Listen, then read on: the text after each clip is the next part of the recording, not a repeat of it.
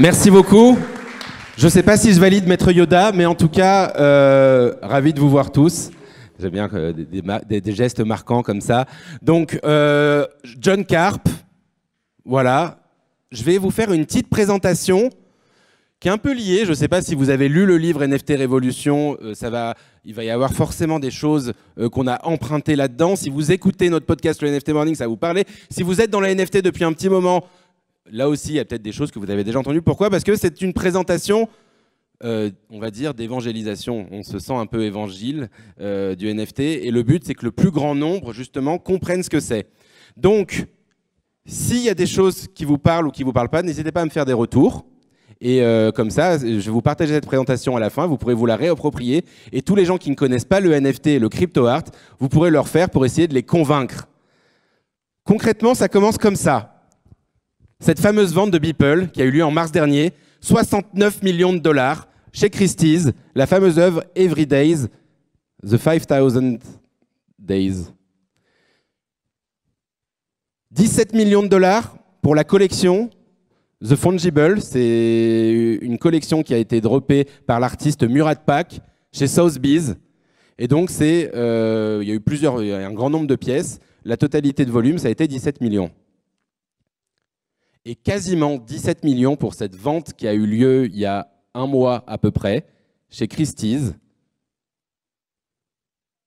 Là, je regarde, en fait, quand je monte ces slides, je regarde le regard des gens qui ne connaissent pas bien. Et là, c'est le moment, c'est vraiment le moment où ça monte et on me dit « What the fuck ?» C'est quoi ces gens qui achètent un bonhomme en pixels pour ce prix-là? Et donc, la première réaction épidermique que beaucoup ont, évidemment, c'est un truc de geek, c'est une arnaque, je ne sais pas ce que c'est, mais en tout cas, c'est trop loin de moi pour que je puisse le comprendre. On va essayer de le comprendre tous ensemble. Qu'est-ce qu'on achète pour ce prix-là? Déjà, on part du point de départ, on achète un NFT, c'est un mot qu'on prononce à longueur de journée, je ne vais pas venir 10 fois là-dessus, mais quand même, non-fungible token. Qu'est-ce que ça signifie? Ça signifie tout simplement qu'il y a une technologie, on a déjà parlé de blockchain, mais pour faire très très simple, cette technologie a permis à des artistes qui existent dans le monde numérique depuis une dizaine, une quinzaine, une vingtaine d'années, qui étaient reconnus, qui avaient une reconnaissance d'estime, qui avaient des followers sur Instagram ou sur Twitter, mais qui ne vendaient pas leurs œuvres, quoi, tout simplement. Et le NFT, cette technologie a permis de créer en fait, des titres de propriété uniques de biens virtuels. C'est-à-dire que quand je possède un NFT, j'ai un jeton, je ne possède pas l'image, mais je possède un jeton qui est ancré sur la blockchain. Donc je ne vais pas rentrer dans les gros mots de la blockchain, ne vous inquiétez pas, mais pour faire extrêmement simple, la blockchain, c'est le grand registre de l'Internet. C'est comme quand vous achetez un appartement, vous allez voir le grand registre des notaires et qui vous disent John a acheté un appartement très sympathique là, avec verrière dans le 11e, pour tel prix à tel moment. Et donc, ce n'est pas le fait que je sois dans cet appartement qui prouve que je possède cet appartement, c'est le fait que j'ai un titre de propriété. Et ben, c'est exactement la même chose, c'est un marché en fait, des titres de propriété, de biens virtuels qui s'est créé dans le grand notaire de l'Internet, c'est un raccourci mais on va faire simple, le grand notaire de l'Internet qui est la blockchain, qui est réputé fiable, infalsifiable, complètement traçable. Et donc c'est ce qui fait qu'aujourd'hui des milliers, des millions de personnes préfèrent posséder des bitcoins que de l'argent sur leur banque. Alors pas forcément en France, mais dans des pays, on va dire, qui sont moins bancarisés, eh bien, ils ont vraiment la certitude, ils ont plus confiance, en tout cas. Il y a une confiance qui s'est créée dans cet écosystème qui fait qu'aujourd'hui, il y a des millions et des millions et des millions qui transactionnent, désolé pour ce mot, qui se baladent de compte à compte. Et les gens ont confiance dans cette technologie et dans ce système, et ça devient une réalité. Donc, pour faire simple, qu'est-ce qui s'achète et qu'est-ce qui se vend? Le marché, c'est quoi? Alors, juste avant de vous parler du marché, je vais vous raconter rapidement comment moi je suis tombé là-dedans. C'était il y a un peu plus d'1 an et demi. J'organise des événements qui s'appellent des hackathons ou des événements technologiques, pour faire très très simple. Et ces événements technologiques, ça nous force toujours à innover, à chercher toujours des nouvelles technologies. Et avec des gens avec qui on organisait un événement justement sur l'univers de la blockchain, on discutait un peu comme ça, un peu investissement, on va dire. Qu'est-ce que tu achètes? Qu'est-ce que tu vends? J'ai acheté du machin coin, j'ai acheté du je sais pas quoi. Ah oui, ça va monter. Bon, vous savez, discussion un peu du small talk de pseudo-investisseurs, on va dire. Et pour faire simple, à un moment donné, ils m'ont dit ah bah, j'ai acheté un truc, tu dis y aller, c'est un terrain dans un monde virtuel. Et là, c'était un peu what the fuck.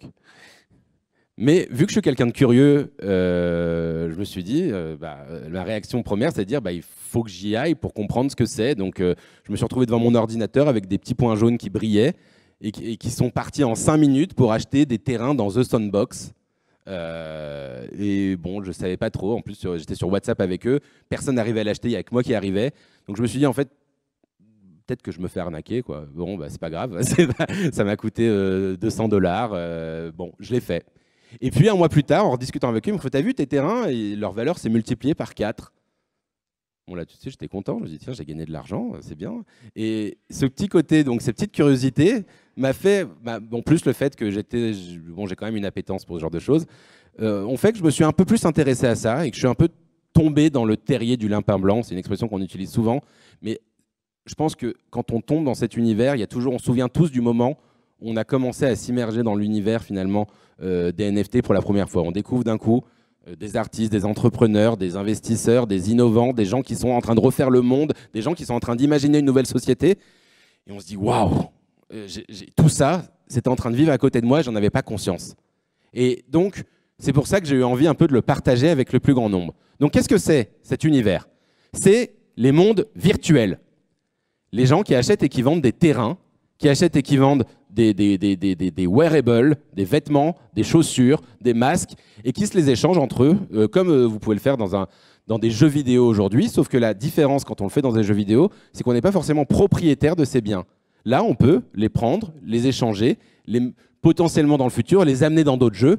C'est tout le principe, justement, de ces NFT dans les mondes virtuels. Justement, dans les jeux, donc il y a plusieurs jeux qui sont assez connus, notamment il y a un jeu qui s'appelle Axie Infinity, qui, pour faire simple, est une sorte de Pokémon, on va dire, où on collectionne des petites cartes et on peut faire des batailles avec ces petites cartes. Et ces petites cartes, d'ailleurs, ont une spécificité. Quand on gagne des combats, on peut gagner des petites potions qui valent de l'argent.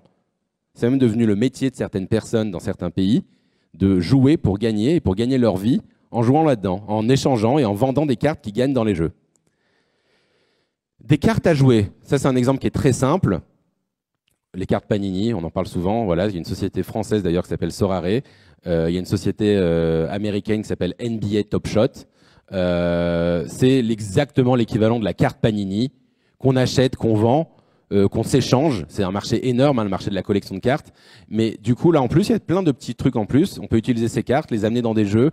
Enfin, il y a plein d'autres fonctionnalités qui sont là-dedans. Mais du coup, c'est le marché de la collection, tout simplement. Et enfin, un marché sur lequel je voudrais passer un peu plus de temps parce que c'est en fait l'usage le plus visible pour l'instant, le plus important et qui va ouvrir la voie à beaucoup d'autres derrière, c'est l'art. Et donc le crypto art, comme on l'appelle aujourd'hui. Le crypto art, donc d'ailleurs ça c'est une œuvre d'un artiste qui s'appelle Akatao, qui est assez connu.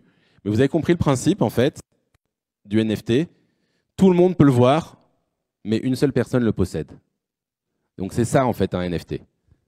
Et du coup, je voulais parler rapidement de cette culture, on va dire, de crypto art, le terreau, on va dire, culturel qui a engendré cette culture crypto art. Pour faire simple, c'est une triple culture.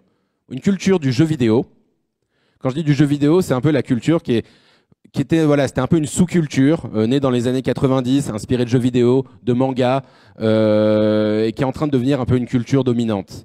La culture de l'Internet, qui est encore plus adoptée aujourd'hui par les millennials, comme on les appelle, qui échangent énormément sur les réseaux sociaux et qui ont leur propre code, leur propre langage, leur propre manière d'être, qui s'échangent des mèmes, vous savez, des images animées ou pas animées d'ailleurs, qui font des références à des films, qui ont leur propre langage, qui ont une culture de l'avatar, de la représentation justement d'eux-mêmes via des réseaux sociaux. Et puis une culture un peu politique, que moi j'appelle décentraliste. Yes. Je ne sais pas si le mot existe en fait, mais pour faire simple, c'est né un peu, enfin, elle s'est vraiment matérialisée au début des cryptocurrencies, donc on va dire, ça a commencé il y a une dizaine d'années, mais ça s'est accéléré tout au long de la décennie. Et c'est en fait, c'est extrêmement, il y a beaucoup d'utopie là-dedans. C'est une forme d'anarchie, mais d'anarchie dans le sens positif, on va dire, hein. Ça veut dire d'anarchie organisée, dans lequel l'État a une importance un peu moindre et où les personnes ont, ont leur propre, sont un peu plus maîtres finalement de leurs décisions.